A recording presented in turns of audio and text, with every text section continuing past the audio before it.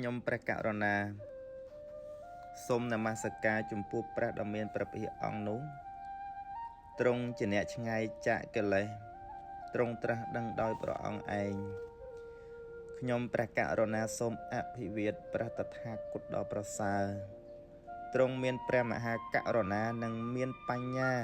មិនមានទីបំផុតមួយអន្លើដោយព្រះធម៌ព្រមទាំងព្រះអរិយសង្ឃទាំងឡាយដោយសិរសាគឺត្បូងរបស់ខ្ញុំព្រះករុណាព្រះដ៏មានព្រះភិក្ខទ្រង់អង្គអាចមិនមានបុគ្គលប្រៀបទ្រង់ជាទេវតាក្រៃលែងជាងទេវតាទាំងឡាយដែលពួកទេវតាចោមរោមបូជាហើយទ្រង់ត្រាស់ដឹងក្នុងរាត្រីណាបរិនិព្វានក្នុងរាត្រីណាទ្រង់បំពេញនៅពុទ្ធកិច្ច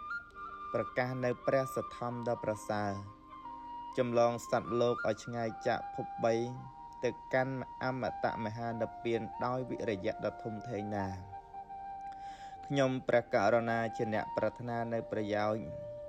និងសេចក្តីសុខចម្រើនបានសិក្សារៀនសូត្រនៅព្រះពុទ្ធដីកានិងព្រះអដ្ឋកថា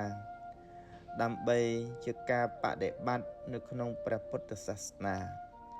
ដោយអានុភាពនៃព្រះរតនត្រ័យដែលយើងខ្ញុំព្រះករុណានមស្ការហើយយ៉ាងនេះសូមរួចចាកអន្តរាយក្នុងទីទាំងពួង